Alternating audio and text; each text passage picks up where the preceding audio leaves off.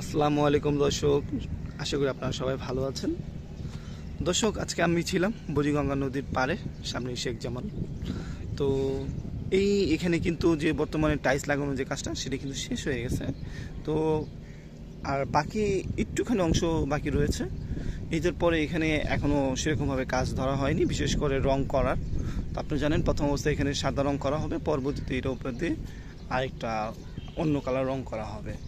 আর এই যে ড্রেনটা দেখতে পাচ্ছেন, ড্রেনটা আসলে এখনও উপরে দিয়ে স্ল্যাব বসানো হয়নি। খুব শীঘ্রই এখানে যখন কালার করা হবে তখন এখানে স্ল্যাব বসানো হবে। তো এখানকার যারা ঘুরতে আসে তাদের কথা মতে বা তাদের মন্তব্য যেটা যদি জানতে চাই, সবচেয়ে বড় যে একটা মন্তব্য সেটা হচ্ছে এই রাস্তার চাইতে মেন যে রাস্তা, সে রাস্তার চাইতে ওয়াকওয়ে নিচু হয়ে গেছে, যার ফলে পানি কিন্তু সবসময় এই ওয়াকওয়ের মধ্য দিয়েই যাবে। তো এই জিনিসটা অবশ্যই পরিকল্পিতভাবে বানানো উচিত ছিল। অন্তত এই ওয়াকওয়েটা আরও মেন রাস্তার চেয়ে উঁচু হওয়া দরকার ছিল। তো এটাই হচ্ছে মেন কমপ্লেন এই যারা এখানে ঘুরতে আসে তারা।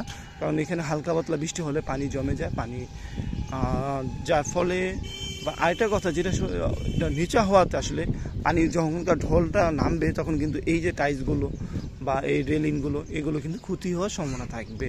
এবং মাটিগুলো যখন স্রোত থাকবে তখন কিন্তু মাটিগুলো নিয়ে এই বৃষ্টির পানি এই নদীর মধ্যে পড়বে, তখন কিন্তু এই টাইলসগুলো আর ঠিক মতন বসতে থাকবে না, নষ্ট হয়ে যাবে।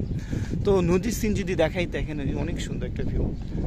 আর আরেকটা কথা সেটা হচ্ছে বিএডব্লিউটি অনেক কাজই ভালো করতেছে। এর মধ্যে একটা কাজ যেটা আসলে আমার মনে হয় এখন যদি তারা শুরু করতে পারেনি, সেটা হচ্ছে এই যে মাটিগুলো নদীর মধ্যে এক্সট্রা যে মাটিগুলো, সে মাটিগুলো যে খনন করে যে সরাবে, সেটা কিন্তু এখন তৈরি তারা শুরু করেনি। তো আমার মনে হয় এটা অবশ্যই তাদের একটা খারাপ দিক রয়ে গেল পিএডব্লিউটিএল।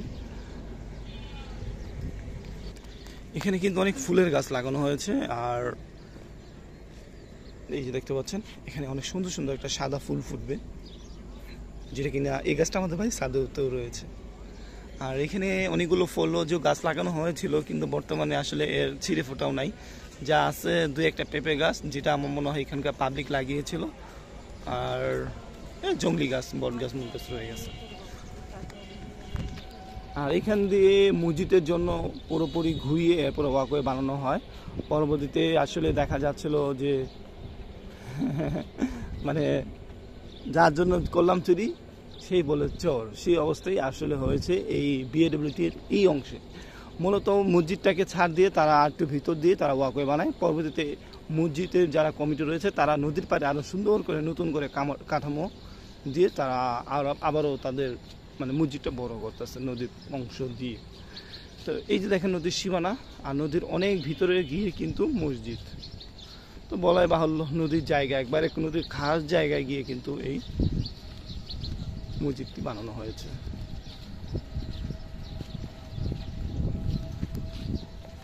আর এখানে যদি দেখেন সবুজে ঘেরা।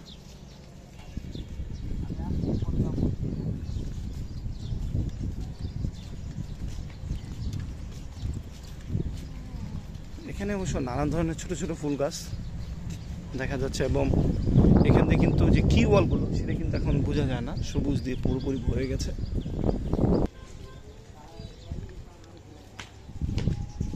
আমার তো মনে হচ্ছে পুরোপুরি টাইলস বিছানো কাজও মনে শেষ হয়ে গেছে। আসলে আমি তার সঠিকটা জানি না, তাও চলেন আমরা ঘুরি এবং দেখি, আপনাদেরকেও দেখাই। তো এই যে মসজিদের যে অংশটার কথা বলেছিলাম, এটা হলো এই অংশটা।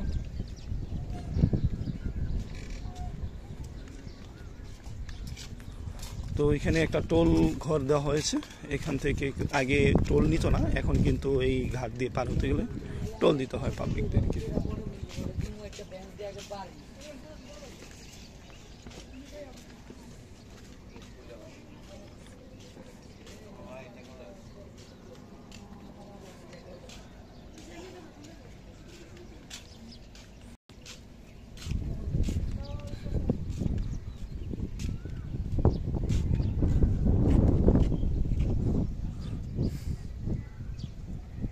তো দর্শক, নদীর পার ভোরবেলা অনেক সুন্দর একটা বাতাস। আর এখানকার সকালবেলা বা ভোরবেলা যে পরিবেশটা সেটা অনেক সুন্দর হয়, এবং বাতাসটা অনেক ন্যাচারাল হয়। কারণ জানেন ঢাকা শহরে শুধু বালু আর ধুলা বালু, অক্সিজেন তো মনে করেন কার্বন ডাই অক্সাইড দিয়ে ভরা। যাই হোক, এইসবে আমি যেতে চাই না। এরপর আসলে নদীর পাড়ে গাছগাছালি যখন আর একটু বড় হবে, বেশি থাকবে, তখন কিন্তু আর অনেক সুন্দর লাগবে। বিশেষ করে এই যে গাছগুলো লাগানো হয়েছিল, গাছ সুপারি গাছ, তো গাছগুলো কিন্তু মরে যাচ্ছে, দেখতে পাচ্ছেন। অলরেডি 3-4টে গাছ মারাও গেছে, সামনেও মনে হয় আরও কয়েকটা গাছ মরেছে। আর সবচেয়ে বড় কথা হলো এই গাছগুলো বৃদ্ধি হচ্ছে না। কিসের জন্য বৃদ্ধি হচ্ছে না? এর কারণ আগাছা দিয়ে হয়তো ভরে গেছে বেশি। হ্যাঁ, আগাছা দিয়ে ভরা। তো দর্শক, সীমানা পিলা দেখেন কত দূরে, অনেক দূরে, অনেক দূরে। আর ওয়া করে দেখেন কত দূরে। তো এখান থেকে চাইলেই কিন্তু অনায়াসে 2-3টা পার্ক বানানো যাবে। তো বুঝতে পারতেছেন তাহলে কত বড় এরিয়া বিএডব্লিউটি ফাঁকা রেখেছে।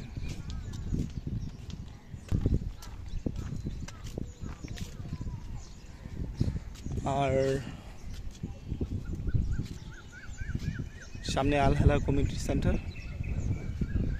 নদী ভিডিও যদি আপনাদেরকে দেখাতে যাই তাহলে দেখতে পাচ্ছেন অনেক সুন্দর একটা ভিউ।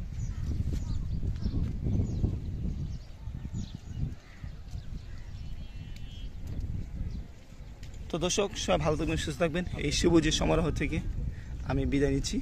আল্লাহ হাফেজ।